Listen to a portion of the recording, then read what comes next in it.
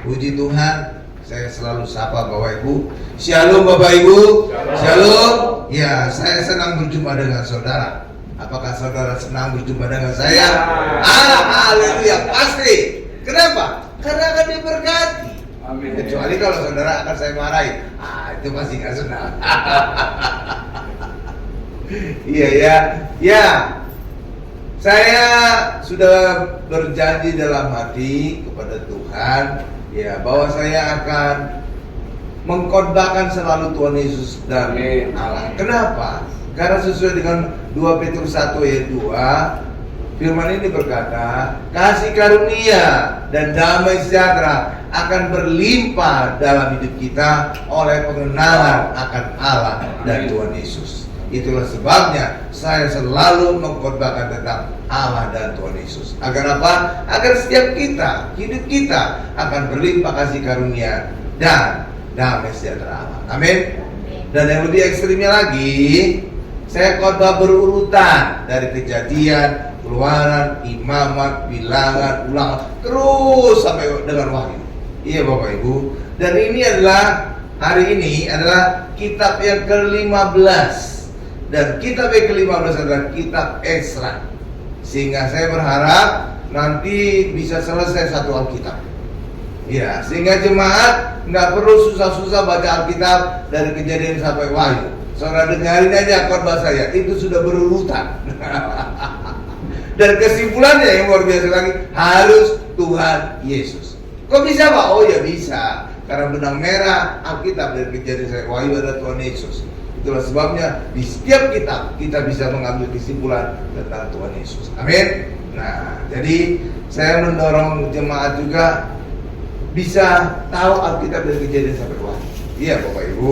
Iya, dengan saya khotbah ini kan jemaat juga jadi terdorong kan. Amin. Ya, ya.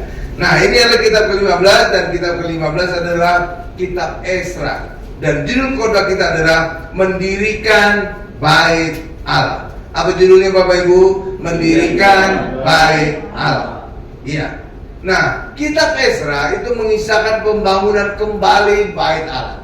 Jadi kitab Esra ini adalah mengisahkan ketika bangsa Israel dibuang ke Babel, maka bait Allah itu dihancurkan oleh kerajaan Babel. Iya Bapak Ibu. Ya, selama 70 tahun mereka dibuang ke Babel. Lalu kemudian Allah menggerakkan Raja Kores untuk memerintahkan orang Israel yang dalam pembuangan untuk kembali ke Israel dan membangun bait Allah. Ya kan, luar biasa ya. Jadi Allah bisa menggerakkan siapa aja, termasuk juga raja, termasuk juga kaisar. Amin. Siapa aja. Jadi saudara bisa berdoa, Pak, ya atasan saya demikian galak Pak, killer. Iya, iya. Ya doakan aja. Karena Tuhan bisa menjamah hati siapapun orang. Amin. Iya, jadi Tuhan bisa menjamah atasan saudara, atau bos saudara, atau siapapun. Iya, bahkan rekan bisnis saudara mungkin telah menipu saudara atau gimana. Doakan saja. Tuhan bisa menjamah siapapun. Kaisar aja bisa dijamah Tuhan. Raja saja bisa. Kan luar biasa kan? Apalagi orang-orang biasa. Jadi kitab Esra itulah mengisahkan kembalinya orang Israel ke Israel dan membangun bait Allah. Nah, itulah yang akan kita dengar hari ini. Nah, kitab Esra mengisahkan pembangunan kembali bait Allah di Yerusalem yang dipimpin oleh Yesua, bukan Yosua ya, Yesua dan Zerubabel. Coba kita buka Esra 3 ayat 2. Haleluya. Pak, apa sih manfaatnya bagi orang Kristen, Pak? Oh, ini ada manfaatnya. Dari sini kita bisa belajar kalau kita ingin bangun gereja, kita ingin bangun PD, persekutuan doa. Nah, kita belajar dari khotbah kita hari ini. Iya Bapak Ibu. Coba kita lihat Esra 3 ayat 2. Sudah di sana? Nah, di depan juga sudah ada Esra 3 ayat 2. Saya bacakan ya. Maka mulailah Yesua bin Zozadak beserta saudara-saudaranya para imam itu dan Zerubabel bin Sieltiel beserta saudara-saudaranya membangun mezbah Allah Israel untuk mempersembahkan korban bakaran di ini apa dipotong di atasnya sesuai dengan yang ada tertulis dalam kitab Taurat Musa abdi Allah. Amen. Nah, iya. Gitu Bapak Ibu. Jadi yang memimpin pembangunan itu adalah Yesua dan Zerubabel. Baru, tapi ini dalam kitab Ezra. Nah, Ezra lama setelah pembangunan itu barulah Ezra. Itu seorang ahli Taurat, keturunan Harun, pulang dari Babel ke Yerusalem. Jadi, walaupun ini kitab Ezra, tapi Ezra tidak dari awal ikut serta dalam pembangunan Bait Allah, tapi dia mencatat sejarahnya. Amin Bapak Ibu ya. Oke ya. Nah, sekarang kita lihat bahwa Allah bisa menggerakkan raja untuk membangun kembali Bait Allah. Iya Bapak Ibu. Coba kita lihat Ezra 1 ayat 1 dengan 3. Ya. Dan Allah bisa menggerakkan siapa aja, bukan hanya orang Israel. Raja-raja non-Israel juga bisa digerakkan. Nanti kita lihat juga Kaisar Agustus. Itu Kaisar Romawi Bapak Ibu yang berkuasa. Bisa digerakkan Allah untuk membuat rancangannya bahwa Yesus harus lahir di Bethlehem. Iya Bapak Ibu, luar biasa ya. Ya, coba kita lihat Ezra 1 ayat 1 sampai 3. Demikian. Pada tahun pertama zaman Kores, raja negeri Persia. Negeri Persia dulu Bapak Ibu. Iya, bisa digerakkan Tuhan menggerakkan hati Kores. Tuh. Jadi apalagi hanya menggerakkan atasan saudara, bahwa saudara itu kecil bagi Tuhan. Iya, menggerakkan hati Kores, raja Persia itu untuk menggenapkan firman Tuhan yang diucapkan oleh Yeremia, sehingga disiarkan di seluruh kerajaan Kores secara lisan dan tulisan pengumuman ini. Ayat 2-nya, beginilah perintah Kores, raja Persia. Segala kerajaan di bumi telah dikaruniakan kepadaku oleh Tuhan. Ya, rohani juga ya. Kores itu. Allah semesta langit. Ia menugaskan aku untuk mendirikan rumah baginya di Yerusalem yang terletak di Yehuda atau Yudea. Itu sama tuh Bapak Ibu ya. Ya.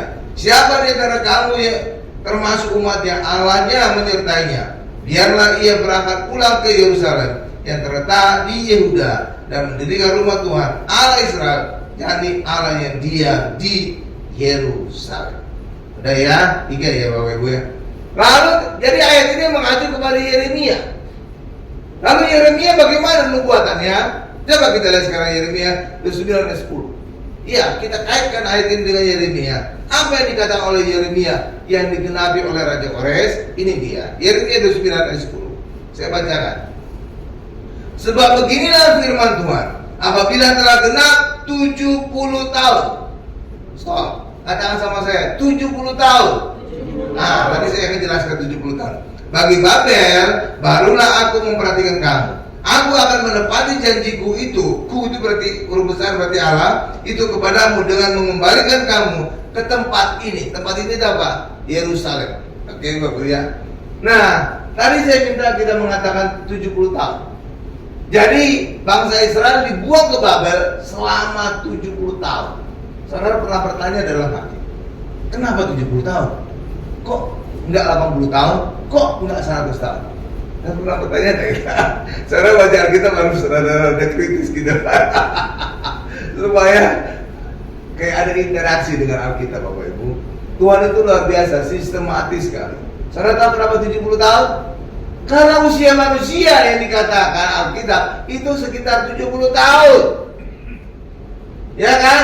Iya, itu sebabnya Allah membuang orang Israel selama 70 tahun. Kenapa selama 70 tahun? Agar orang Israel yang berdosa selama ini, sehingga Allah menghukum mereka dibuang ke Babel atau juga ada ke Asyur, agar mereka mati semua.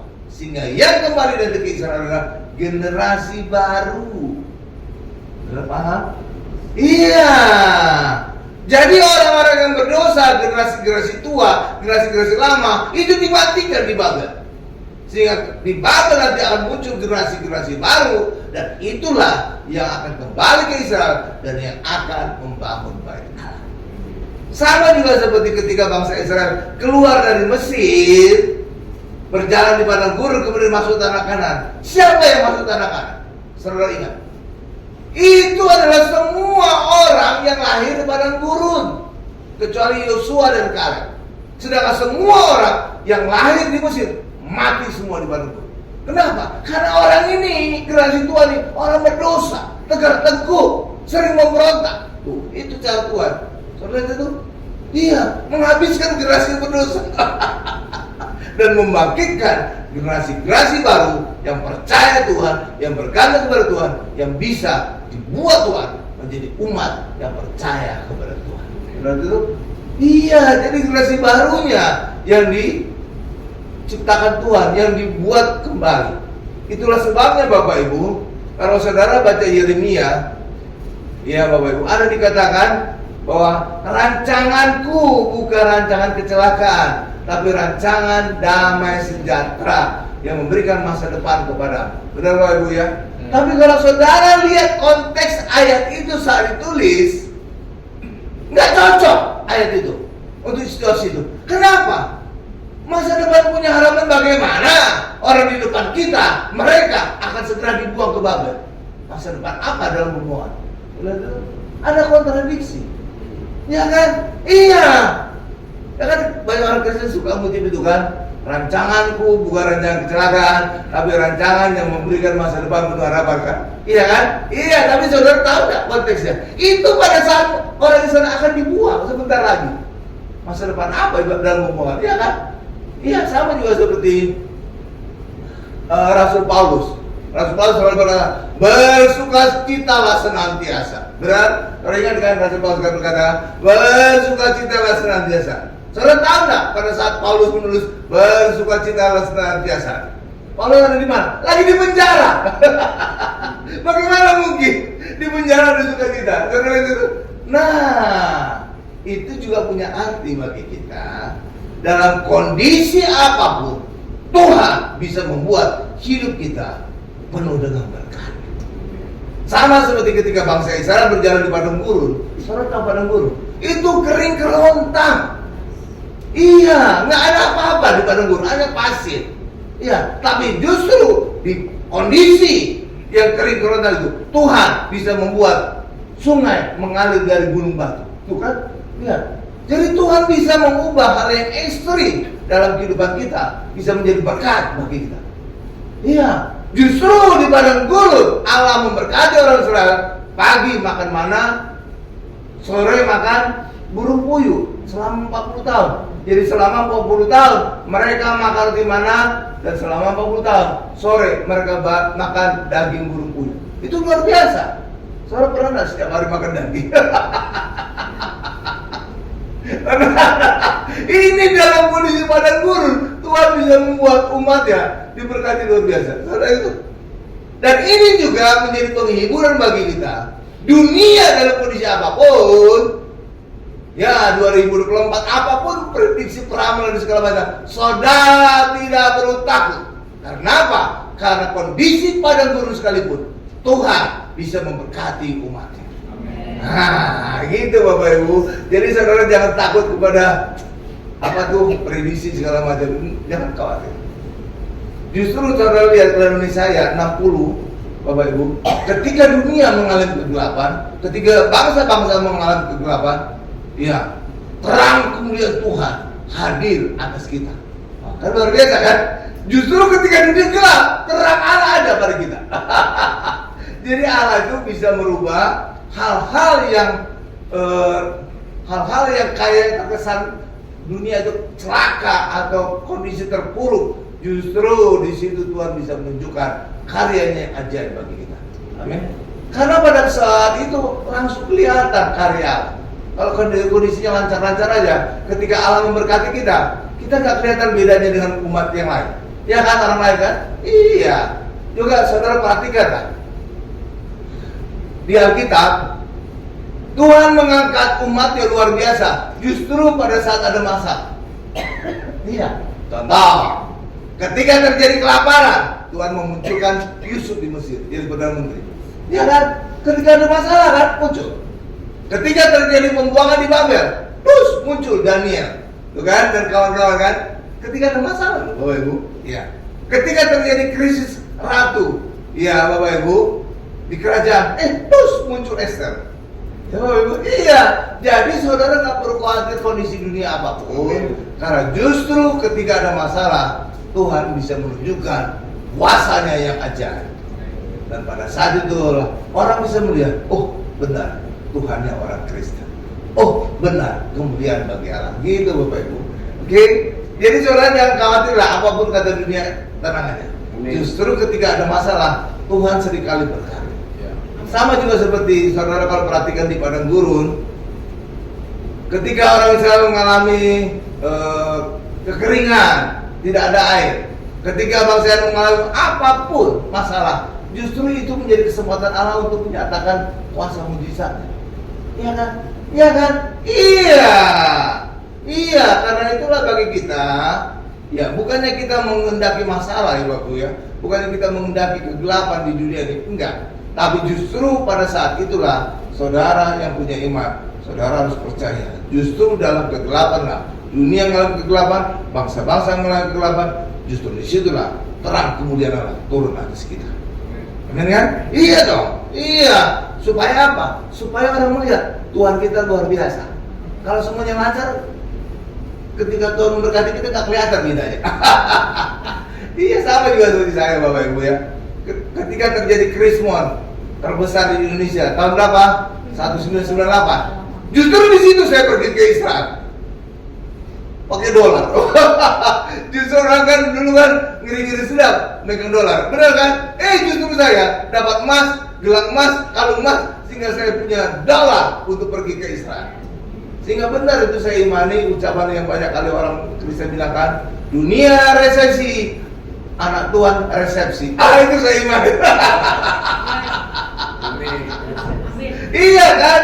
Ketika orang menyimpan uangnya nggak pergi kemana-mana, benar kan Bapak Ibu ya? Justru saya punya dolar untuk pergi ke Israel pertama kali. Bukan luar biasa? Iya. Iya kan, dahsyat kan? Sama juga seperti gini lah. Covid itu kan mau cekam dunia kan, wabah Covid kan. Tapi saudara memang berat bagi kita. Ada yang mati barangkali keluarga kita. Tapi coba saudara lihat di balik itu Tuhan bisa membuat ibadah menjadi luar biasa. Iya, justru pada saat Covid orang menjadi ibadah Zoom. Saudara tahu dampaknya ibadah Zoom? Nggak tahu gimana tiba-tiba ibadah Zoom bisa mempersatukan keluarga di seluruh dunia. Ada ibadah keluarga, ada ibadah marga, ada ibadah. Kalau kondisi normal mana mungkin ibadah kita di gereja, benar kan? Kalau ibadah Zoom bisa keluarga-keluarga bisa bersatu. Jadi ekstrim kan? Pada saat Covid orang nggak bisa keluar rumah, tapi justru kita bisa punya jaringan ke seluruh dunia. Kan luar biasa. Jadi saudara lihat dalam kondisi apapun Tuhan bisa berkarya untuk menunjukkan kuasa. Amin. Karena itulah orang Kristen jangan khawatir. Dunia apapun tenang aja. Ya oke, lanjut. Jadi tadi itu makanya 70 tahun ya, 70 tahun Tuhan membuang bangsa Israel di Babel untuk apa? Menghabiskan seluruh generasi yang berdosa. Karena orang Israel dibuang ke Babel karena orang Israel itu sangat berdosa di mata Allah. Amin. Jadi Tuhan membuang mereka 70 tahun supaya generasi-generasi tua yang berdosa bisa mati semua. Sehingga ketika kembali ke Israel sudah generasi yang baru yang percaya kepada Tuhan, yang tidak berdosa. Dan cirinya ketika mereka kembali, mereka langsung membangun bait Allah. Ya kan itu kan ciri-ciri apa tuh orang membangun bait Allah? Ya punya rohani, bukan lagi berdosa. Iya kan Bapak Ibu ya? Lah iya dong. Sama seperti saudara juga mencari Tuhan di gereja. Artinya apa? Saudara rindu kepada Tuhan. Iya kan? Bukan memuja Tuhan kan? Iya itu cara menunjukkan bahwa ketika orang Israel generasi baru kembali kepada Tuhan, di situ mereka membangun pertama kali adalah bait Allah untuk menunjukkan bahwa generasi baru ini generasi yang rohani. Luar biasa kan? Ya. Jadi Allah menggerakkan hati Kores raja Persia untuk menggenapi firman yang diucapkan Yeremia untuk mendirikan bait Allah. Nah, kita bandingkan ketika Allah menggerakkan Kaisar Agustus untuk memerintahkan semua orang kembali ke tanah kelahirannya. Benar Bapak Ibu ya? Kaisar Agustus kan? Iya kan? Sekarang ada bulan Agustus. Iya itu zaman-zaman dulu tuh Bapak Ibu. Jadi ada cerita-cerita semua bulan-bulan itu juga. Nah, saudara tahu Yusuf dan Maria pada saat sebelum adanya perintah untuk kembali ke daerahnya ada di mana, Bapak Ibu? Jadi tukang kayu Yusuf ada di mana? Nazaret. Yusuf dan Maria orang Nazaret. Saudara tahu kalau lihat peta atau kalau saudara pernah ke Israel, Nazaret itu ada di daerah Galilea, itu daerah utara. Sedangkan Bethlehem itu ada di mana? Di daerah Yudea, daerah selatan. Kalau bisa aja zaman modern ini perlu berjam-jam. Jadi saudara bisa bayangkan jauh tuh Nazaret dengan Bethlehem. Tapi Allah punya cara yang ajaib untuk memindahkan Yusuf dan Maria bisa pindah dari Nazaret ke Bethlehem sehingga Yesus bisa lahir di Bethlehem. Saudara itu, nah itu cara ajaib Allah. Caranya apa? Menggerakkan Kaisar Agustus, mengumumkan orang kembali ke tanahnya masing-masing, ke tempat kelahirannya masing-masing. Benar, Bapak Ibu? Tujuan Kaisar Agustus sebenarnya untuk apa? Kalau tahu apa? Untuk pajak, untuk menaikkan pendapatan pajak. Sehingga apa? Kaisar Agustus memerintahkan orang kembali ke tempat asalnya masing-masing, sehingga mereka bisa didata. Siapa berasal dari mana, siapa dari mana, supaya pajak itu bisa lebih banyak. Jadi tujuan Kaisar Agustus untuk pajak justru itu dipakai Tuhan untuk menggenapi rancangannya. Tuhan Yesus lahir dari Bethlehem. Lihat itu. Jadi tujuan untuk pajak, tapi bisa dipakai Tuhan untuk rancangannya bisa tergenak. Luar biasa. Iya, makanya luar biasa sekali. Iya. Haleluya Bapak Ibu.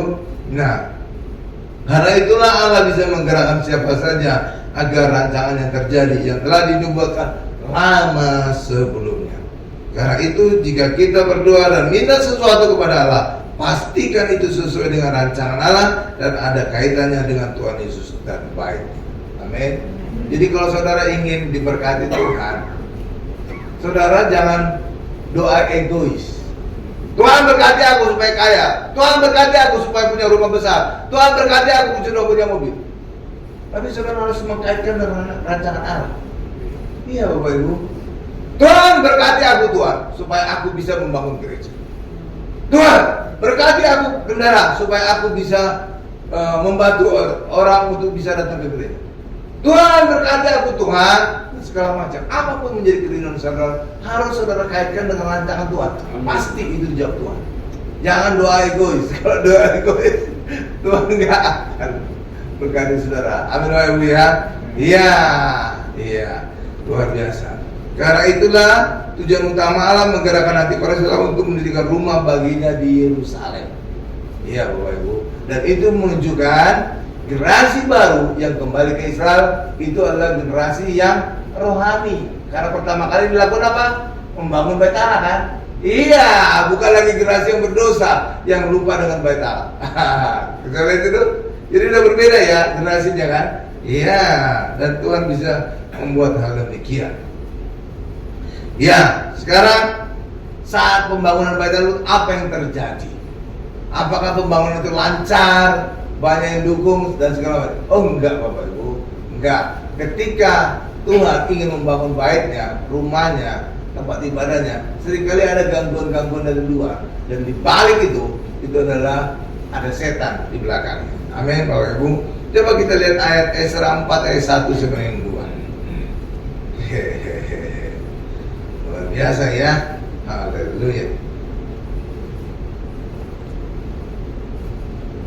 Esra 4 ayat 1 sampai 2. Kayaknya bisa dikecilin enggak size-nya Ina? Kayaknya bisa. Gitu lebih bagus. Jadi nggak kepotong-potong. Esra 4 ayat 1 sampai 2 nih ya, saya bacakan ya. Ketika lawan, katakan lawan. Nah, ini kata kunci. Terus lanjutkan, orang Yehuda dan Benyamin mendengar bahwa orang-orang yang pulang dari pembuangan itu sedang membangun bait suci bagi Tuhan Allah Israel, maka mereka mendekati Zerubabel serta para kepala kaum keluarga dan berkata kepada mereka, biarlah kami turut membangun bersama-sama dengan kamu, karena kami pun berbakti kepada Allahmu sama seperti kamu. Lagi pula kami selalu mempersembahkan korban kepadanya sejak zaman Esarhadon Raja Asyur yang memindahkan kami kemari. Ya, ayat 2-nya udah termasuk ayat 2 nih? Oh iya. Saudara lihat tawaran orang-orang ini baik atau buruk Bapak Ibu? Hah? Baik atau enggak? Karena mereka menawarkan diri ingin membantu pembangunan Bait Allah. Itu baik atau buruk? Baik, betul, baik. Tetapi lihat kata lawan tadi. Lihat itu tadi yang saya minta diulang, lawan. Artinya ini bukan niat baik yang sebenarnya. Lihat itu kata lawan tadi yang saya minta diulang. Jadi ini akal bulu dari lawan-lawan mereka ingin menyabot pembangunan dari Bait Allah. Dengan mereka ikut terlibat, mereka bisa mengganggu pembangunan Bait Allah. Benar Bapak Ibu ya? Iya dong. Kalau mereka ikut membangun, bisa aja diperlambat-lambat, dibuat segala perusak-perusak. Benar kan Bapak Ibu ya? Iya, kata kuncinya kata lawan tadi. Jadi musuh-musuh yang terkesan baik, ingin membantu, ingin segala macam, kesannya baik, tapi saudara harus curiga. Kalau itu yang menawarkan bantuan adalah musuh saudara. Benar kan? Saudara juga ketika dalam pekerjaan, saudara tahu dia itu benci kepada saudara. Saudara percaya tak kalau dia punya niat baik membantu saudara? Ya enggak dong. Ya enggak dong. Iya kan? Kalau selama ini saudara tahu orang itu benci kepada saudara, ujuk-ujuk tiba-tiba dia menawarkan bantuan. Saudara curiga nggak? Oh curiga. Curiga dong.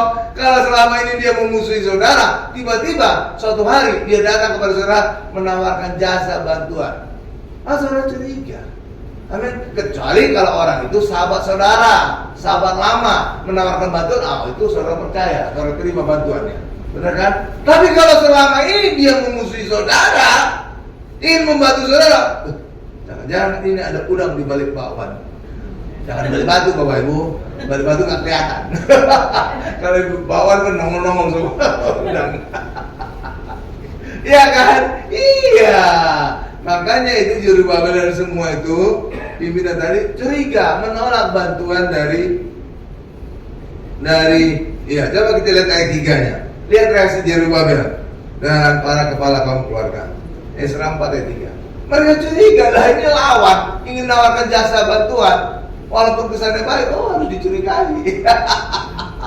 Jadi saudara harus beriman juga ya. Iya. Kalau selama ini dia selalu memusuhi saudara, tiba-tiba ujuk-ujuk ingin beri bantuan, bisa berubah ya. Kan saudara curiga kan? Ada maksud kali ini.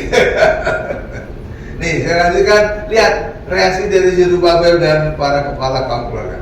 Tetapi Jerubabel, Yesua dan para kepala kaum keluarga orang Israel yang lain berkata kepada mereka, bukanlah urusan kita bersama, sehingga kamu dan kami membangun rumah bagi Allah kami.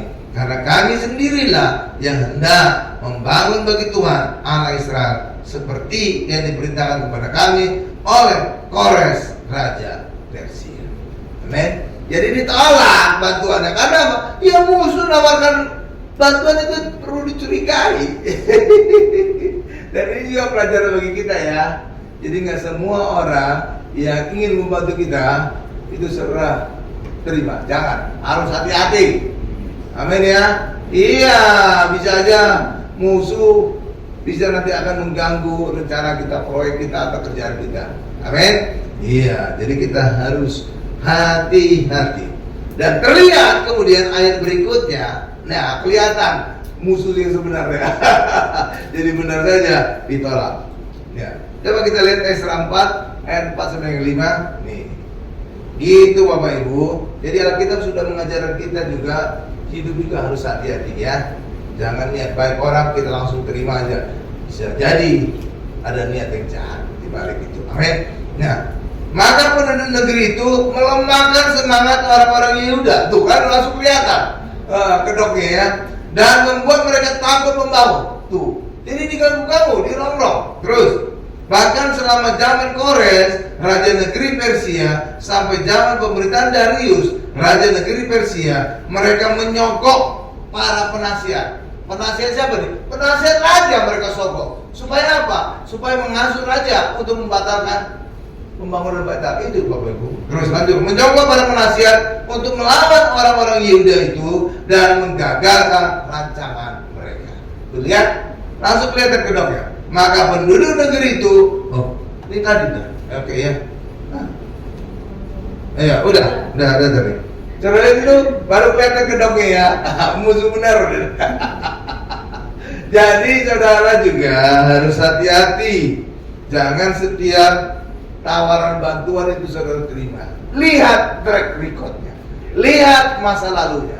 Apakah dia selama ini merongrong saudara? Apakah selama ini orang itu membantu saudara? Nah, saudara bisa menilai. Ya, jadi kalau suatu hari dia datang kepada saudara menawarkan bantuan, lihat, ya track recordnya gimana? Dulu suka ganggu nggak? Ya, dia dulu itu suka membantu, nah gitu Bapak Ibu ya. Jadi saudara harus berhikmat ya. Jangan setiap niat baik orang saudara langsung terima. Bisa jadi itu adalah rancangan untuk mengganggu saudara. Amin. Iya, mereka sampai niat menyogok para penasihat raja, Bapak Ibu, supaya raja-raja itu tadi Kores, Darius itu membatalkan pembangunan Baal. Kan gawat itu kan. Iya kan? Jadi niat banget itu. Kalau udah menyogok berarti apa? Mengeluarkan duit mereka sendiri kan? Iya. Tuh, niatnya udah jahat banget. Nah, ini juga menjadi pelajaran bagi kita.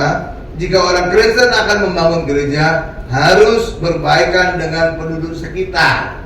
Kalau bisa memberikan manfaat bagi mereka, jadikan gereja kita sebagai privasi mereka. Iya Bapak. Jika tidak, maka kehadiran kita tidak berguna dan mereka bisa mengganggu gereja kita. Iya Bapak Ibu. Gereja saya yang lama itu gembala saudara jenius, pintar. Iya, ketika dulu di Bekasi ada yang ganggu-ganggu, ditawari dapat bulanan itu yang ganggu. Dan terjadi apa? Mereka masuk badan untuk jaga gereja.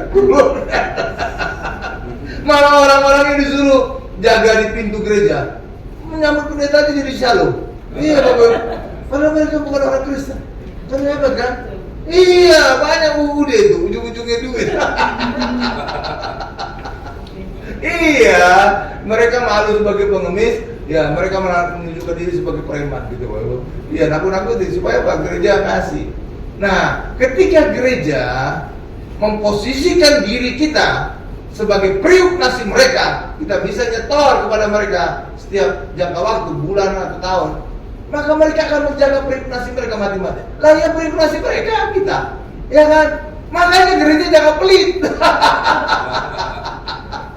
Iya, kalau gereja pelit, saudara tahu, gereja itu gak ada manfaatnya bagi penduduk sekitar. Justru kita, kehadiran kita jangan mengganggu. Ya kok bisa tahu Pak? Iya, mobil-mobil jemaat kan parkir dekat gereja atau sekitar gereja. Itu kan gak ganggu sekitar itu. Iya Bapak Ibu. Makanya kalau demikian, kalau gereja dari perumahan gitu, jadikan orang-orang sekitar jadi juru parkir, jadi privasi itu. Iya, mereka kan pasang badan itu jaga. Jangan pelit gereja, nggak mau ngasih gitu. Tukang parkir dari jemaat sendiri, wow, seorang akan diganggu terus. Karena mendatangkan manfaat bagi penduduk setempat, benar kan? Justru mengganggu. Kehadiran mobil-mobil kita membuat macet sekitarnya, ya kan? Tapi coba jadikan penduduk setempat jadi juru parkir. Jadi parkir itu jadi pendapatan mereka. Dijaga tuh Bapak Ibu. Jadi itu pelajaran bagi kita. Gereja harus murah hati. Amin. Ya gereja saya yang lama itu, pendeta gembala itu murah hati banget Bapak Ibu. Sehingga di departemen aja suka dikasih berkat-berkat itu. Sehingga apa? Setiap bulan mereka bisa membangun gereja. Setiap bulan loh Bapak Ibu, cabang. Itu kan bisa susah bagi orang. Iya, bangun cabang itu izin segala macam tak banyak itu Bapak Ibu. Ini enggak setiap bulan bangun gereja. Udah lancar dari dia di atas itu. Iya kan Bapak Ibu? Iya. Bahkan juga buat sinode yang bagi gereja lain itu per tahun-tahun, itu hanya 1 minggu buat sinode. Wow. Sekali. Benar itu, luar biasa kan? Dan itu benar itu di dalam kitab Lukas. Saudara tahu ada ucapan di kitab Lukas. Jalinlah persahabatan menggunakan mamon. Itu ucapan Tuhan Yesus langsung loh. Kalau Alkitab bahasa Inggris itu tulisan merah. Jalinlah, ini ucapan Tuhan Yesus ya. Jalinlah persahabatan menggunakan mamon. Mamon itu apa? Uang. Jadi saudara bisa menjalin persahabatan dengan banyak orang kalau saudara murah hati. Karena itulah bahasa Inggris ada berkata, ini ucapan bahasa Inggris ya. Bahasa Inggris, orang Inggris kan biasanya clean gitu ya, bersih ya. Dan mereka sendiri berkata, bebas korupsi kan biasanya kan orang-orang bule kan. Mereka sendiri berkata, money talk, bullshit walk. Iya, money talk, bullshit walk. Artinya apa bahasa Indonesia-nya? Uang berbicara, maka segala masalah hilang. Orang bule itu loh Bapak Ibu. Iya, itu ucapan orang bule. Money talk, bullshit walk. Dan itu sesuai dengan Alkitab. Jangan saudara pikir itu gak sesuai dengan Alkitab. Karena di dalam kitab Lukas, Yesus sendiri berkata, carilah persahabatan menggunakan mammon. Jadi kita bisa menjalin persahabatan dengan banyak orang dengan menggunakan berkat. Ada ayatnya. Jadi ucapan Tuhan Yesus langsung lah gitu. Jadi saudara membantah, bantahin Tuhan Yesus. Iya. Coba tampilkan deh, bisa cari mammon. Supaya saya tunjukkan kepada jemaat, supaya yakin banget. Lukas, pokoknya di kitab Lukas saja. Mammon. Iya.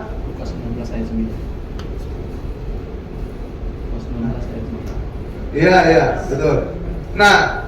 Nah ini coba tulis ya, lihat ini akunya terlalu besar ya. Saya bacakan ya. Dan aku berkata kepadamu, ikatlah persahabatan dengan mempergunakan mammon. Itu kata Tuhan Yesus, bukan kata saya. Yang tidak jujur, supaya jika mammon itu tidak dapat menolong lagi, kamu dituduh menolong ke mammon. Soalnya itu Tuhan Yesus yang ngomong. Jadi bukan kata saya. Jadi Lukas 16 ayat 9. Jadi murah hati itu ada dasar ayatnya. Tuh. Ya kan? Jadi saudara gereja jangan merasa berdosa kalau suka memberi berkat. Bukan. Iya Bapak Ibu, itu sesuai ayat. Amin ya. Iya, makanya lah tadi itu ya Bapak Ibu ya. Jadi kita harus gereja itu dimanapun kita berada harus menjadi berkat bagi sekitarnya. Amin. Iya. Dan bahasa yang paling universal di dunia adalah money, duit. Ketika saudara kasih uang kepada orang langsung senyum dia. Ada enggak orang saudara kasih uang langsung marah-marah? Apa nih? Nggak ada, ceritanya nggak ada. Nggak ada ya? Nggak ada kan? Nggak ada. Nggak ada. Nggak ada. Artinya walaupun sudah nggak kena, kalau udah kelihatan gitu, apalagi kalau merah gitu, nolnya banyak. Iya ya, itu kan ayat, bukan kata saya. Tuhan Yesus tuh, lawan aja Tuhan Yesus berani. Iya ya, oke. Nah, akhirnya pembangunan Batara itu selesai Bapak Ibu. Coba kita lihat Esra 6 ayat 14 dan 15. Akhirnya selesai, itu luar biasa ya. Haleluya. Esra 6 ayat 14 sampai 15. Nah, ini saya bacakan ya. Para tua-tua orang Yahudi melanjutkan pembangunan itu dengan lancar, digerakkan oleh nubuat Nabi Hagai dan Nabi Zakaria bin Ido. Mereka menyelesaikan pembangunan menurut perintah Allah Israel dan menurut perintah Kores, Darius dan Artasasta. Berarti ada 3 raja Persia yang saat pembangunan Bait-Allah ya, raja-raja negeri Persia. Maka selesailah rumah itu pada hari ketiga bulan Adar, yakni pada tahun yang ke-6 zaman pemerintahan Raja Darius. Amin. Jadi pembangunan Bait-Allah itu lama, sampai pada saat ini tiga raja dari Persia. Saudara itu kan lama tuh ya. Ya kan? Iya, memang bangun gereja itu lama. Ya.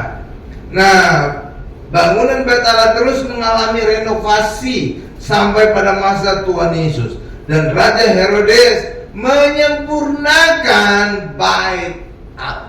Wih, Pak, Raja Herodes menyempurnakan Bait-Allah, Pak. Jadi rohani itu Herodes. Oh jangan saudara lihat kulitnya. Saudara lihat backgroundnya. Alasannya apa? Karena Herodes itu bukan orang Israel, dia keturunan Esau. Tapi dia nggak tahu gimana bisa jadi raja Israel. Dan dia harus mengambil hati orang Israel sehingga tidak terjadi pemberontakan. Caranya bagaimana? Bait Allah dia renovasi. secara mudah. Luar biasa kan?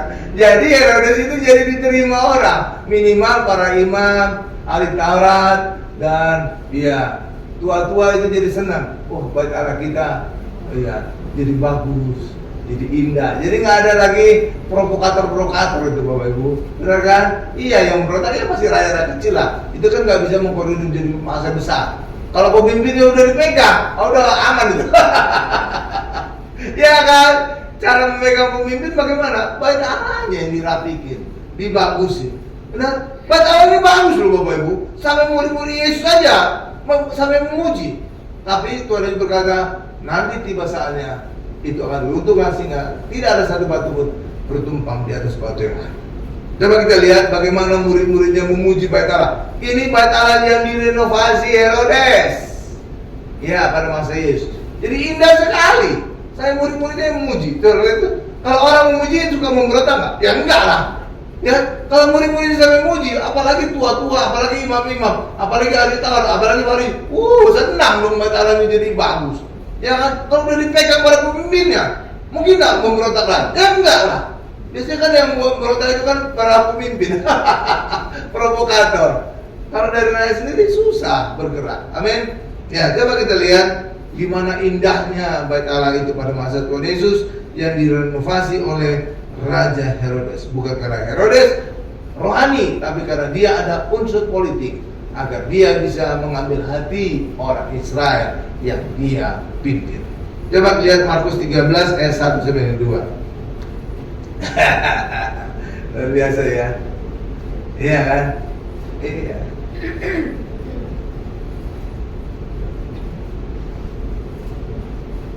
Ya, nah, ini saya bacakan. Ketika Yesus keluar dari bait Allah, seorang muridnya berkata kepadanya, "Guru, lihatlah betapa kokohnya batu-batu itu dan betapa megahnya gedung-gedung itu." Nah, ini menunjuk pada bait Allah ya.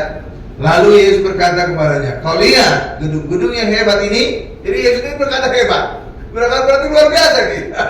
Ya, hebat ini tidak satu batu pun akan dibiarkan terletak di atas batu yang lain. Semuanya akan diruntuhkan.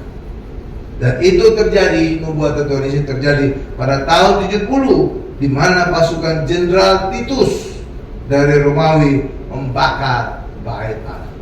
Lihat, kenapa bisa terjadi tidak ada satu batu bertumbuh di atas batu lain? Kenapa? Begini, ketika akhirnya mereka sadar banyak emas di bait Allah yang mencair dan merembes ke batu-batuan, maka orang-orang itu mencongkel batu demi batu untuk mendapatkan emas. Kalau itu, iya. Jadi mereka belakangan sadar bahwa bait Allah itu banyak emas, tapi udah keburu dibakar. Dan ketika dibakar, emas itu akan meleleh, benar kan? Melelehnya kemana Bapak Ibu? Ke celah-celah batu kan? Ya kan? Celah-celah batu merembes ke bawah kan? Belakang mereka sadar, iya di sana banyak emas, tapi sudah kita bakar. Gimana? Coba kita lihat gimana rembesannya. Dan mereka melihat di celah-celah batu banyak emas yang mencair. Maka apa yang mereka lakukan? Mencongkel batu demi batu, congkel dindingnya, congkel lantainya, congkel semuanya, sehingga tergenapilah firman Tuhan, perbuatan Yesus, tidak ada satu batu pun bertumpuk di atas batu yang lain. Karena sudah dicongkel semua. Benar ya Bapak Ibu ya? Itu kan luar biasa kan? Iya. Jadi Tuhan sudah melihat jauh ke depan. Iya, bahkan juga Tuhan Yesus kenapa menangisi orang Israel? Di Israel itu sudah ada satu gereja namanya Dominus Flevit. Dominus Flevit itu bahasa Latin, artinya Tuhan menangis. Itu sudah berdiri gereja di depan Yerusalem.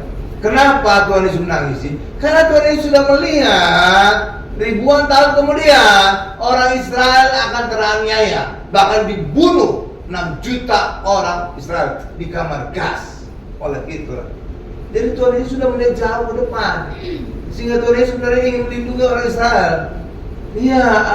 Iya, aku ingin seperti induk ayam melindungi anak-anaknya di bawah kepala saya. Karena Tuhan Yesus sudah melihat jauh ke depan. Orang Israel nanti akan terbunuh jutaan orang. Iya, banyak sekali 6 juta Bapak Ibu. Benar, 6 juta itu banyak sekali. Mungkin separuh atau seperempat dari penduduk Israel pada saat itu loh. Jadi banyak sekali. ke kamar gas gitu Bapak Ibu. Iya, kok mau orang Israel dimasukin di kamar gas Pak? Oh, ditipu mereka. Iya, jadi kan mereka kan dulu kan banyak di kamp-kamp pengungsian. Biasanya itu kesehatannya kurang bagus, banyak kutu, banyak ulat segala macam kan. Lalu mereka dibilang, ini kalian harus dimandiin, masuk ruangan, kamar gas, supaya kalian nggak kutuan, nggak penyakitan kulit dan segala macam. Mereka masuk berbondong-bondong, nggak sadar bahwa itu adalah ruang kematian mereka. Karena kemudian mereka masuk harus buka baju semua kan? Iya, namanya juga akan dimandiin, buka baju semua, dari atas dijatuhkan zat yang gas beracun, matilah semua. Itu. Tapi mereka nggak sadar awal, dipikir itu untuk membersihkan penyakit kulit mereka. Makanya nggak ada perlawanan. Padahal tentara yang jaga cuma sedikit. Kan bisa aja tibu-tibuan itu. Iya kan? Iya, dibilang untuk dimandiin. Jadi mereka mau aja dimandiin karena memang mereka korengan.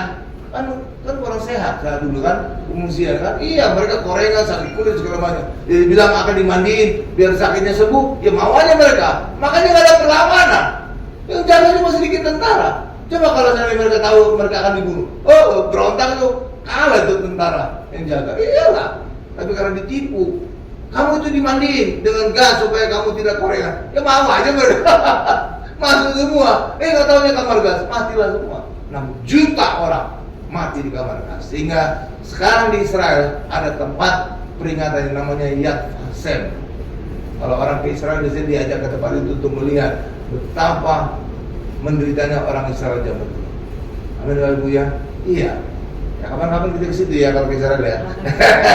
Saudara imanin aja lah. Saudara ke Israel. Saya juga dulu gitu. Saya imani cara Tuhan ajaib. Ngasih saya emas, kalung, gelang. Siapa yang nyangka kan? Lagi pulang fitness di taksi ada kantong kresek warna hitam, suara dengan bangkunya taksi itu. Jadi nggak ketahuan, ketinggalan. Iya, pas saya ngangkat tas backpack saya, ada kresek-kresek itu. Ya bawa aja pulang. Tapi iya ampun. Gelang emas, kalung emas. Nggak tahu saya dari mana itu. Ya saya dari Tuhan Yesus. Dan herannya luar biasa itu ada saudara. Nilai dari emas itu setelah dijual persis sama dengan biaya ke Israel. Kan luar biasa. Itulah yang membuktikan dunia resesi, anak Tuhan resepsi. Luar biasa kan? Tuh. Makanya, dan itulah yang merubah hidup saya. Karena sepulang dari Israel saya nggak ingin lagi kerja. Kemudian saya resign dari pekerjaan saya sebagai engineer. Saya engineer, lulusan ITB Bapak Ibu. Saya kerja 10 tahun di manufacturing. Ya, tapi pulang dari Israel, saya nggak niat lagi kerja. Saya pokoknya setiap hari pergi ke gereja. Itu kan luar biasa kan? Ya, dan sekarang saya bisa ada berdiri di tempat ini. Iya, itu mulainya dari peristiwa saya berangkat ke Israel. Jadi rencana Tuhan itu luar biasa. Ya kan? Iya, hal-hal yang terduga. Saudara juga bisa aja secara ajaib nanti. Iya kan, sama seperti juga Yusuf. Gimana dia berjalan menjadi Perdana Menteri? Hah? Emangnya ada pilkada? Gak ada kan? Tapi dia bisa melewati. Dibuang ke sumur, dibuang jadi budak, kerja di rumah Potifar, digodain sama tante Potifar, masuk penjara. Iya kan? Iya, bertahun-tahun di prostituan. Tapi akhirnya endingnya lihat jadi Perdana Menteri kan? Ya kan? Gimana ceritanya itu ya? Itu kan Yusuf ada siapa-siapa, anak manja, anak disayang bapaknya. Iya, bisa jadi Perdana Menteri. Kan? Iya, karena itu juga bagi saudara juga tenang aja, rancangan Tuhan itu luar biasa, ajaib. Ini tuh, kaget-kaget saudara. Jadi jangan saudara ngatur Tuhan. Tuhan harus gini. Timingnya juga harus sekarang, harus besok. Jangan. Tuhan itu punya luar biasa. Sama juga seperti saya juga. Ya, saya bersaksi sedikit lah. Karena kata istri saya ada kesaksian lah, biar enak sedikit ya. Saya dulu waktu kerja sebagai engineer, saya berdoa sama Tuhan, agar saya tinggal di gunung. Supaya apa saya tinggal di gunung? Supaya saya tidak ketemu orang-orang. Kalau saya ketemu orang-orang, saya pikir nanti saya bisa berdosa. Begitu Bapak Ibu. Jadi saya ingin tinggal di gunung, saya kerja sebagai penulis, saya kirim ke Kompas, ke Tempo dan segala macam, lalu saya dibayar dengan transport. Jadi saya nggak tinggalkan gunung itu, gitu Bapak Ibu. Ya kan, nggak ketemu orang kan jadinya kan? Iya, jadi bukan betapa yang nggak jelas, enggak. Saya kerja, tapi di gunung, nggak ketemu orang. Saya kerjanya sebagai penulis, saya kirim ke media massa, lalu mereka membayar dengan transport. Jadi saya bisa tinggal di gunung aja. Dan saudara tahu jawaban Tuhan luar biasa, karena Tuhan kemudian menempatkan saya tinggal di daerah gunung, dan itulah Gunung Dempo. Jadi Tuhan menjawab luar biasa, lebih dari yang kita pikirkan dan kita doakan, bukan? Iya, jadi jangan saudara ngatur-ngatur Tuhan lah, yang sok tahu lah sama Tuhan. Pokoknya percaya aja, rancangan Tuhan itu indah bagi kita. Amin. Ya cuma jalannya Tuhan itu unpredictable. Oke ya, ya. Karena itulah, mari kita percaya kepada rancangan Tuhan. Nah, jadi bait Allah mengizinkan bait Allah buatan manusia. Dari bait Allah itu diizinkan Allah dihancurkan. Saudara pernah bertanya-tanya, kenapa Tuhan tidak mencegah bait Allah itu dihancurkan? Pernah berpikir nggak saudara? Kan betapa gampangnya Tuhan untuk mencegah bait Allah dihancurkan, kan? Iya kan? Tahun 70 itu dihancurkan bait Allah di Yerusalem. Saudara tahu kenapa? Kenapa Tuhan tidak mencegah bait Allah dihancurkan? Saudara tahu kenapa? Karena Tuhan sudah punya bait Allah yang sebenarnya, yang sejati, itulah Tuhan Yesus. Jadi bait Allah buatan manusia digantikan oleh Tuhan Yesus, bait Allah sebenarnya. Bahkan kita juga sekarang telah menjadi bait Allah karena Roh Allah tinggal di dalam kita. Ya kan? Iya, jadi Tuhan memberikan yang lebih baik. Jadi bukan lagi bait Allah di Yerusalem. Amin. Itulah sebabnya kalau ada isu-isu bait Allah akan dibangun kembali di Yerusalem, orang Kristen jangan ikutan. Kenapa? Karena kita sudah punya bait Allah sebenarnya, Tuhan Yesus. Jadi kalau saudara ikut mendukung bait Allah di Yerusalem, itu sama dengan menolak Tuhan Yesus yang adalah bait Allah sebenarnya. Saudara itu? Iya. Orang udah ada bait Allah sebenarnya, ngapain lagi yang gambaran-gambaran bait Allah? Amin. Iya. Ngapain lagi gambaran-gambaran dari Tuhan Yesus? Iya, kita Tuhan Yesus saja. Ya, dan itulah sebabnya kita sekarang juga telah menjadi bait Allah karena Roh Allah tinggal di dalam kita. Jadi ketika orang Kristen dibasuh oleh darah Yesus dan Roh Allah tinggal di dalam kita, loh Bapak Ibu. Jadi orang Kristen itu, saudara harus sadar bahwa kita itu orang yang maha kudus di hadapan Allah. Ya, bukan di hadapan manusia. Kalau hadapan manusia saudara bisa dianggap, wah itu bukan kudus, itu kudus itu. Iya Bapak Ibu. Tapi di hadapan Allah, kita itu orang Kristen itu maha kudus. Iya, karena kita dikuduskan oleh darah Yesus. Dan buktinya kita maha kudus, Roh Kudus mau turun atas kita dan menjadikan kita bait Roh Kudus. Itu yang menjadi bukti konkret dan tidak terbantah. Orang di luar sana nggak maha kudus, buktinya Roh Kudus tidak bisa turun atas mereka. Karena Roh Kudus hanya turun kepada orang yang maha kudus. Dan kita kudus, bukan karena perbuatan kita. Karena itulah jangan berkata kita kudus pikiran, kita kudus ucapan, kita kudus perbuatan. Saudara nggak bisa kudus. Iya. Kalau saudara memperbandingkan diri saudara saya dengan tetangga sebelah, saudara sudah kalah kudus. Mereka lebih layak masuk surga dibanding saudara. Benar? Kok bisa Pak? Iya. Ibadah saja mereka sehari 5 kali. Saudara berapa kali? Seminggu sekali atau 3 kali kan? Ya kan? Coba kalau mereka seminggu 7 kali 5 35 kali. Jauh banget dengan kita. Benar kan? Pakaiannya juga. Coba saudara lihat pakaian mereka. Yang ekstrim ya, tertutup dari atas ke bawah. Lubang matanya kecil. Ya kan? Ya kan? Kalau kita gimana? Kadang-kadang pakai you can see everything. Ya kan? Makanya jangan sok-sokan kudus dengan perbuatan kita, kalah gitu sama mereka. Maka juga Tuhan Yesus berkata juga, kalau ibadahmu tidak lebih dari ahli Taurat dan Farisi, engkau tidak layak masuk kerajaan surga. Iya, ucapan Tuhan Yesus. Makanya orang Kristen jangan mengadakan perbuatan yang kudus. Tapi kita hari ini sadari, kita kudus hanya oleh darah Yesus. Dan kita menjadi Maha Kudus dibuktikan dengan Roh Kudus mau turun atas kita dan menjadikan kita baik Roh Kudus. Amin. Coba kita baca ayat terakhir 1 Korintus 3 ayat 16. Dari ini menjadi bukti bahwa orang Kristen adalah Maha Kudus. Karena kita kudus bukan karena perbuatan kita, tapi kita kudus oleh darah Yesus. Ini menjadi ayat terakhir sebelum saya kesimpulan dan menutup korban. 1 Korintus 3 ayat 16 ini saya bacakan. Tidak tahukah kamu bahwa kamu adalah bait Allah? Jadi kita juga bait Allah, oke? Dan bahwa Roh Allah dia di dalam kamu. Oke? Itu kan? Ya kan? Jadi Roh Allah itu menunjukkan bahwa kita Maha Kudus. Makanya kita tidak perlu lagi bait Allah. Kita udah bait Allah. Kita udah bait Allah. Benar kan? Jadi nggak ada urusan lagi bait Allah buatan tangan manusia. Ya kan? Kita bait Allah karena Roh Allah tinggal dalam kita. Saya simpulkan kepada kita, bait Allah buatan manusia adalah gambaran Tuhan Yesus yang adalah bait Allah sebenarnya. Kita orang Kristen juga adalah bait Allah karena Roh Allah ada di dalam kita. Amin. Kita teduhkan.